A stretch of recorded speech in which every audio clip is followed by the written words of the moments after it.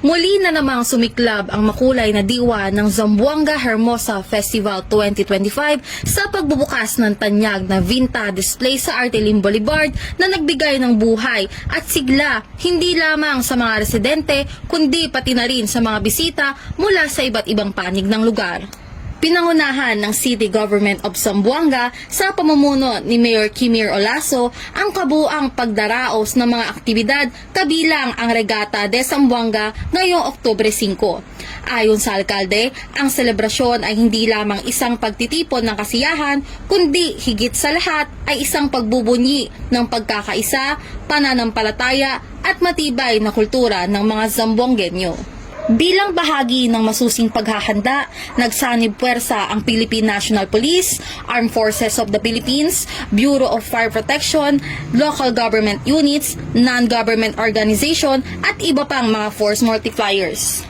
Narito ang pahayag ni Police Major Mariwa, Station Commander ng Zamboanga City Police Station 11. Okay, magandang umaga po. Ako po si Police Major Muammar Mariwa, Acting Station Commander ng Police Station 11.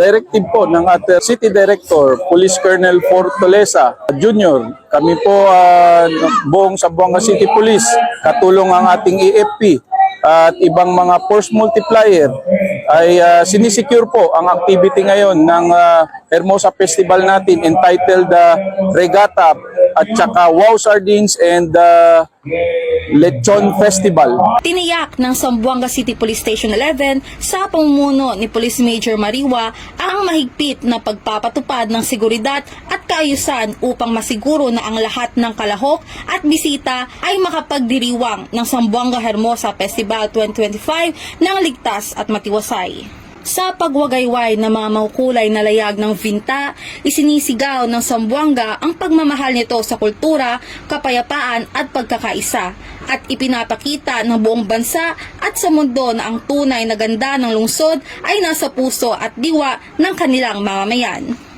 Mula dito, Zamboanga Peninsula, nagbabalita, ako ang iyong PNN correspondent, Patrolwoman Joanna Marie Soriano, alagad ng batas, tagataguyod ng Balitang Pulis.